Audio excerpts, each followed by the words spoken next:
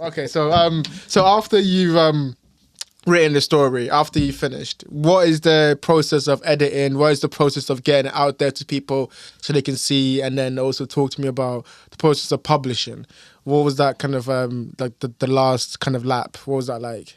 So the editing, when I finished it, on the Microsoft Word, you got this that voice thing, like read out loud. So I'll click that on. Because when you read it yourself, you'll miss some stuff sometimes. So I have that read out loud, so it'll read it to me, and I'll read through it as well. So if I don't catch it, the voice will catch it. I'm like, oh, that don't sound right. And I edited it like that. Then I would like mark down, say like chapter 8 down. Something was off about chapter 8, so I'll mark it down like chapter 8, check again. So after I've gone through the whole read through, the ones I say check again, I'll check it again. And then when that's done, I'll get my mum to read it. Like my mum was like my copy editor or something like that. So she'll read through it. And I got my dad, I sent it to my dad, like he read through it and all that stuff. And then after that, like I think that was done, so I've edited it twice. Then when I went, I was like, okay, we're gonna do this. Now it was my dad that pushed me, saying like, look, like you should try and get this published because it's really good. He don't read like fantasy, but he reads like more like biographies and all that stuff, like Malcolm X, Marcus Garvey, all those type of books. So it's like, yeah, like I don't read fantasy, Nick, and like this is really good. You need to try and get it out there. So I was like, okay. So I went on Google, typed in like book publishers. Cause I didn't have an idea really. So some American ones come up, some UK ones come up, and I was like, you know what? Let me just send it out there. So I sent it to a few of them, and then I did more research, like, and like a few stories came up, like, first time author, like working with a publisher. And when I read it, I was like, oh, that's crazy. So this author was going to make a series, and the first book he sent to the publisher, what he said in what he wrote, he was saying that they didn't really push his book, so it didn't really do that well. It did okay, but the publisher wanted it to do better, so they just axed it there. And it's like, like they have the copyright in it, so he's saying he's got like 2 more books, and he can't really... You can't even write it and publish it. Yeah, he can't even do anything with it. I was like... That scared me, because like, oh, crap, like... So if they don't... So wait, so let me get it straight. So if they go, oh, this is not doing what we thought it was going to do, we're not going to let you write the next 2? Like, because they own the copyright now, because it was a free book deal. That's what he was saying. Yeah, that's what he was saying, yeah. Unless he like did a 1 book and was hoping. But I don't know. Yeah, that's what he was saying. When I saw a few others were like, yeah, it was okay. Like, they pushed my book, but when something else came out, I was like the new thing, like the new topic, they just pushed mine aside and started publishing, like promoting that one more. And I was like, oh, damn. I was like, I don't want that to happen to me. Like, I'm an unknown. Like, they could give me like they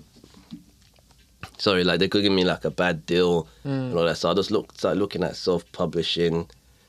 And I saw like a company that could do it all in-house for you, instead of like finding the artist, then finding a copy editor, then finding like someone to format it, design the cover. So I messaged them, and when I was messaging them, I got a response from like one of the publishers. It was like this American company. I can't remember the name off the top of my head. I should have wrote it down, but I don't. Am I allowed to like pay that? I'm not sure. I don't think they're going to see this, man. You're good. I can't remember the name. Yeah. And I was like, oh, they said, oh, we read your manuscript. Like, you got a good story here. Yeah. Blah, blah, blah. Like the editing and formatting, like, will help. Like, you'll need work on that, blah, blah, blah. And I was like, yeah, that's cool.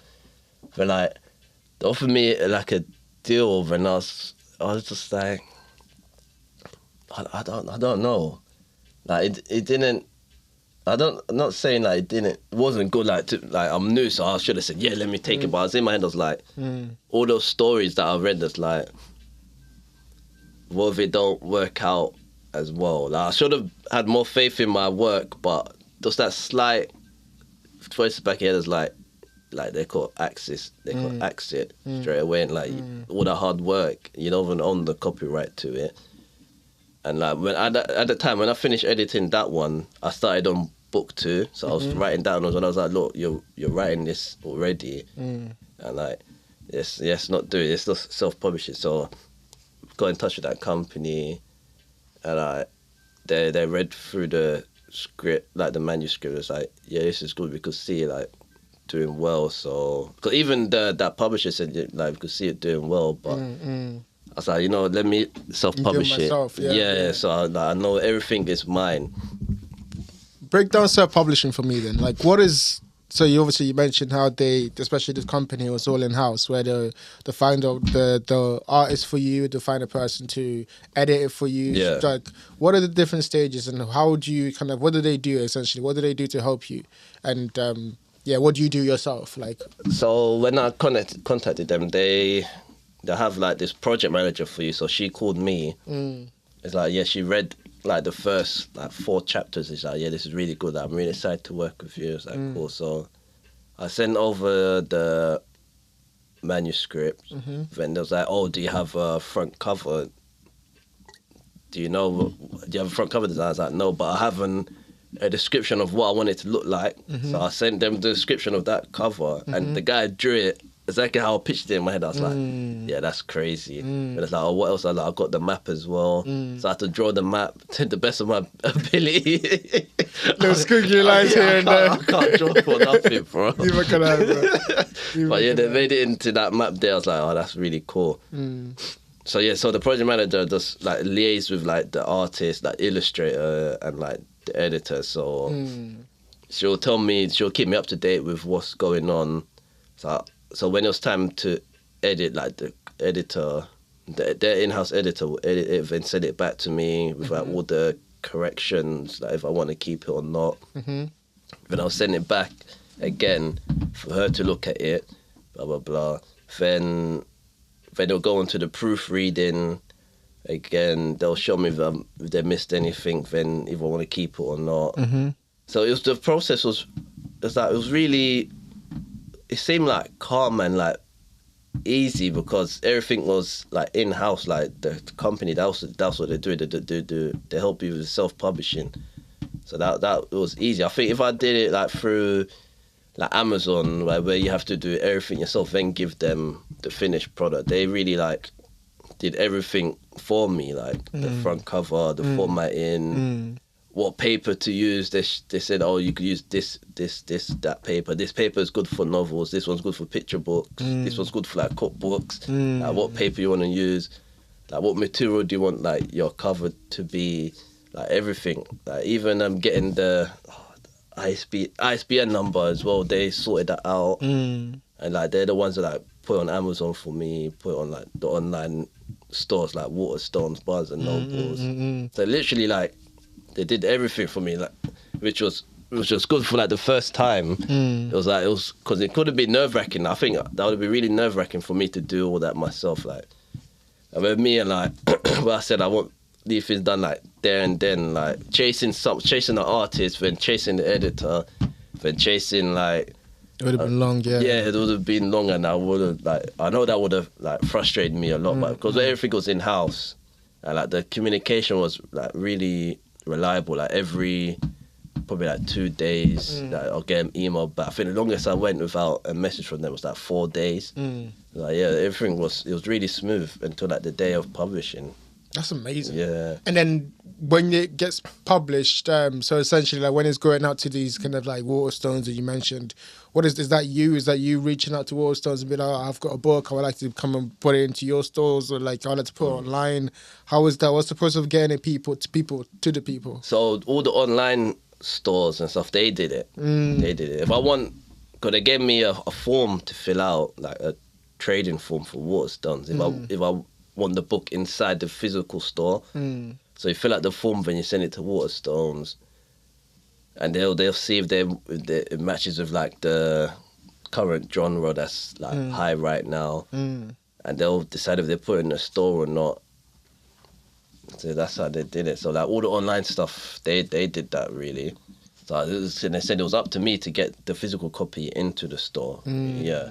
Did you do like a book launch, like when for the day they came out, when it gets published?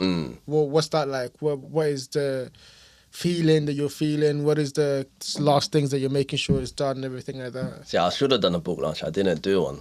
I did. I don't know. I don't know what. My Second one coming, doing a massive book launch, bro. My problem was I was too secretive with it. I don't know why. I just didn't want to know like a Jamaican thing. I didn't want no bad mind thoughts on it and all that. So I kept it really like low key. Yeah. Until like I was at the pub after work. And it was like Friday the 13th. I was getting the emails that they keep updating me saying, "Oh yeah, it's gone over to Amazon and someone else. They're just checking it before they publish it on their website." When I got the email on my phone, it popped up. It's like, "Yeah, your book's officially published now." And I was like, "That's mad." That's crazy. I was talking to someone like at the phone, and it's like, "Oh, so what you been doing so far?" It's like, "Yeah, I'll do some writing on the weekend." And I was like, "Oh, writing? What do you mean?" I was like, "Yeah, I wrote writing a book. I wrote a book." I was like, "What?" And I was like, "Yeah, you just got published." I was like, what? But like everyone there, like the head teacher, the deputy head teacher, there's someone like the SLT and people I work with, just like, that's crazy. Like, why didn't you tell us and all that stuff? That was really cool. Like, some of them bought it there, and then I was like, yeah, that's crazy. Yeah. Then leading on to that, because it ran Friday 13th, so like it was December, Friday 13th came out. Then we had the Secret Santa at work. So when someone opened their present, I saw my book, and I was like, wait, what? I don't want people to think I'm giving them my book because I can't. You gotta read this one way or the other. Like, wait, what's going on? I didn't do that. I remember who did I say it to? I said to one of my guys. I was like, wait, I didn't give them my book.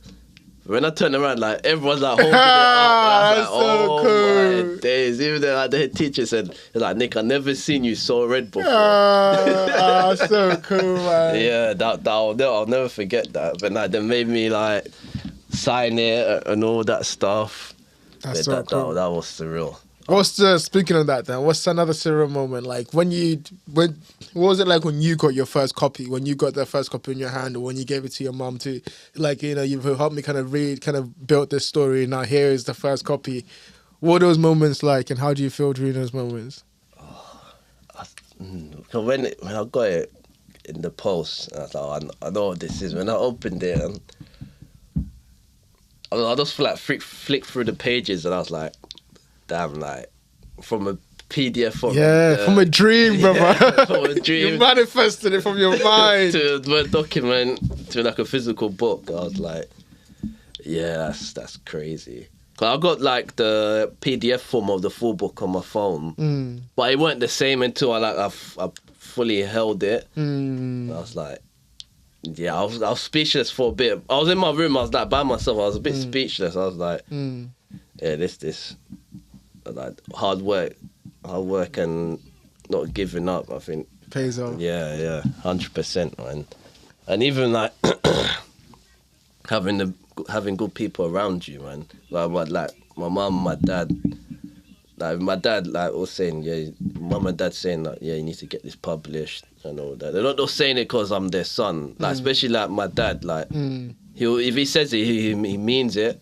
He wouldn't like sugarcoat it or anything. So that was like, yeah, that's. I'm guessing they were proud one day when they got their copy. Yeah. Did you make them buy it? Like you go buy it from the shop like everyone else? No, they said no, we're buying it. We don't want a copy. So my mum bought it and my dad bought it. For sure.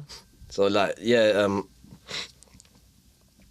so I was in the car with my dad, and it's like you did this. You did this. No, he said, no one could take this from you. You've done this. 100%. This is yours.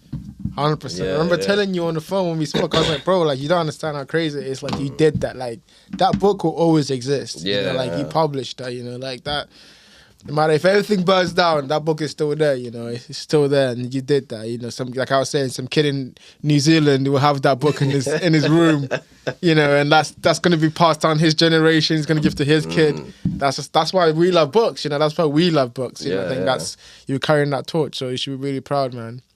Speaking on that, actually, talk to me a little bit more about your influences. So, we talked about your school and education, but I want to talk about like your influences and the people that you look up to, the stories that you look up to. So you mentioned, I saw on a recent podcast that you did, that you're a big fan of Star Wars and Lord of the Rings. How did they influence? How did they inspire you in the story that you wrote?